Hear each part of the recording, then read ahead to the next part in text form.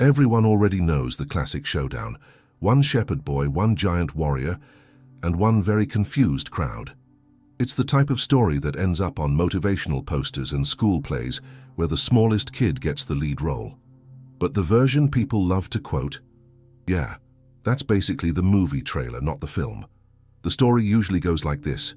David defeats Goliath, cheers erupt, end credits roll.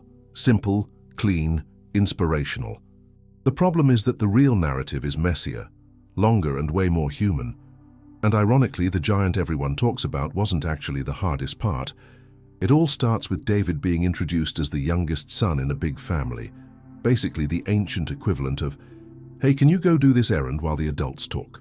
He's not a soldier, not a trained warrior, not even on the battlefield for battle reasons.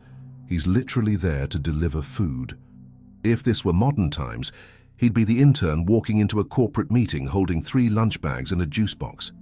But the moment he arrives, David notices something strange. A whole army standing still while one loud guy shouts insults into the valley. The scene feels like someone paused the game and forgot to unpause, and David, who wasn't in the group chat, asks the obvious question, why isn't anyone doing anything? People roll their eyes. His brothers sigh. The soldiers shrug. It's the universal reaction adults give when a younger person asks the question everyone has been avoiding. And this is where the story gets inconvenient. Because David isn't stepping into a heroic moment yet. He's stepping into a culture of fear, low morale, and terrible communication. Everyone thinks they know the story, but they usually skip the part where David walks into a problem no one else wants to touch. Modern comparison? It's like someone walking into a chaotic office and asking, so who's leading this project? Then everyone turns away, pretending to check their email. David watches the situation long enough to realize something important. The giant isn't the only problem. The bigger issue is that the entire army believes they're already defeated. And honestly, that's a far worse enemy than any oversized warrior. So the real story doesn't start with a sling, the narration notes. It starts with a kid noticing that everyone else gave up. David, of course, doesn't see himself as a future hero. He's just confused why no one wants to try. And this confusion, surprisingly, becomes the spark that moves everything forward. People like to jump straight to the moment the stone flies, but the real setup, the part almost everyone skips, is the quiet realization that David's first challenge isn't physical. It's psychological. Before facing the giant, he has to face the disbelief of everyone around him, and that's where the real battle begins to warm up, even though no one sees it yet. Before the giant ever steps forward with dramatic background music, something else happens first, and it's quieter, and honestly, a lot more uncomfortable. David doesn't walk into instant support. He walks into resistance. His oldest brother sees him asking questions and immediately shuts him down. Not because the question is wrong, but because it's coming from him. The youngest, the shepherd, the one who wasn't invited to the war in the first place. The reaction is subtle but sharp. What are you even doing here? It's not a tactical critique. It's a status reminder. And suddenly the problem isn't the giant across the valley. It's the fact that no one takes David seriously enough to even let him try. Modern version? It's like getting hired onto a big project, and on your first day someone says, "You don't really look like leadership material," before you've even opened your laptop. That kind of sentence doesn't break bones. It just quietly attempts to shrink people. David doesn't argue much. He just keeps asking the same basic question, why is no one doing anything? Which, in tense situations, is the most irritating question possible. Word spreads. Eventually it reaches the king. And this is where things get interesting. Saul doesn't laugh at him. He doesn't immediately dismiss him either. He listens. But listening and believing are not the same thing. The king looks at David and basically says, "You're brave, but you're not qualified." On paper, Saul is correct. The opponent is a professional warrior. David is a teenager who smells like sheep. Objectively, the resume comparison is uneven. But here's the part people skip. David doesn't argue from ego. He argues from experience. He talks about protecting sheep from predators, lions, bears, real threats. Quiet fights no one applauded. battles that didn't come with an audience. And yet, even after hearing this, Saul still tries to fix him, literally. He brings out armor, heavy, polished, royal, the kind that looks impressive in photos, and David puts it on for about 5 seconds. Then he can't move. Because here's the real tension. Everyone around him believes success only looks one way. They assume victory requires their method, their structure, their system. It's the classic scenario: use my formula, even if it doesn't fit you. David stands there wearing someone else's identity, barely able to walk. And in that moment, the real battle starts to become visible. Not the battle against the giant, the battle against pressure. Pressure to conform. Pressure to perform a version of himself that feels safer to everyone else. He could have kept the armor on. It would have made people more comfortable. It would have looked official. It would have reduced criticism, but it also would have made him ineffective. So he takes it off. And this decision is more significant than the stone he will eventually throw. Because the first real victory isn't physical. It's internal. It's the choice to stay aligned with who he actually is, even when authority, family, and public opinion all suggest he shouldn't. The battlefield hasn't changed. The giant hasn't moved. But now something is different. David is no longer fighting to prove he belongs. He's preparing to fight as himself. And this is where the real battle starts to show. Yes, there's a giant. And yes, he's visually impressive in that, why is this man built like a final boss kind of way? But the confrontation everyone loves to dramatize isn't actually the center of the story.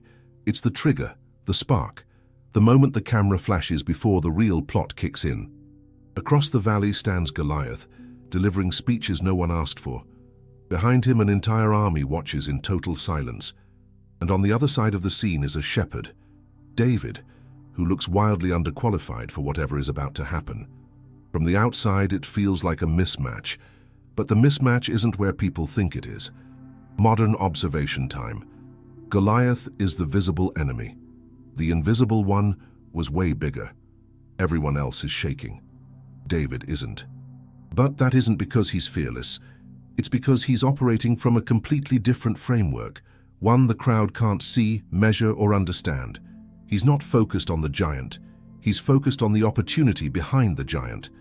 To him, this isn't a massive threat. It's a solvable problem, a loud obstacle in the way of something he already believes is possible. That's the part people miss when they retell this scene like a sports highlight.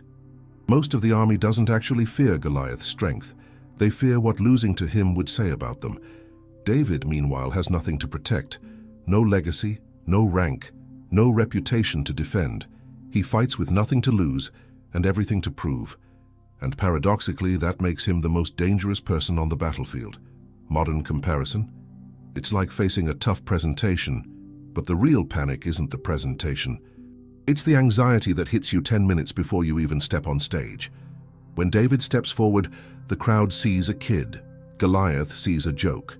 But David sees an equation he already solved 10 times in silence, without applause, in fields no one cared about. The sling spins, the stone flies, the giant falls.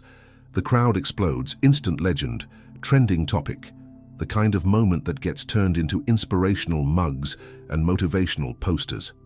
And this is exactly where most people stop the story. But the script doesn't. Because the fall of Goliath is not the climax, it's the doorway. The giant isn't the problem, he's the introduction to the real problem, the one no one saw coming, the one that doesn't show up in children's books or dramatic paintings. David's greatest challenges won't involve slings, they'll involve people, power, jealousy, politics, morality, pressure. And the slow, quiet battles that don't get recorded in catchy summaries. The giant falls in seconds, but the consequences of that moment, those last a lifetime. And the biggest problems start after the victory. After the valley victory, the story is supposed to calm down. The giant is gone. The crowd is cheering. David is suddenly famous. In most stories, this is the reward phase. Not here, because the giant wasn't the real threat. People were. It starts with a song, just a celebration chant. Harmless, catchy. Unfortunately, it compares David's victories to those of the king, Saul, and that tiny comparison flips a switch. Saul doesn't see a hero, he sees a rival. And from that moment on, The battlefield moves indoors. What follows isn't dramatic sword fighting, it's tension, suspicion. A spear thrown in a hallway, smiles that don't mean safety, invitations that feel more like traps. Modern comparison? It's like going viral overnight and then realizing you were never trained for attention, pressure, or envy. The episode with Goliath was clear. One opponent, one outcome, one crowd cheering. Palace life is different. Now, David has to navigate. A king who feels threatened, political manipulation, loyalty tests, public expectation, private danger. And here's the irony. The giant didn't almost destroy David. Popularity did. Because power changes the room. It changes how people look at you. It changes what they expect from you. And most dangerously, it changes what you might start believing about yourself. David has opportunities, real ones, moments where he could fight back, moments where he could remove Saul and take control. No one would be shocked, some would even applaud. But he doesn't. Not because it would be easy to stay patient, because it would be easier not to. The real tension here isn't physical survival, it's moral survival. Goliath was loud. These battles are quiet. Goliath lasted minutes. This season lasts years. The hard part wasn't throwing a stone.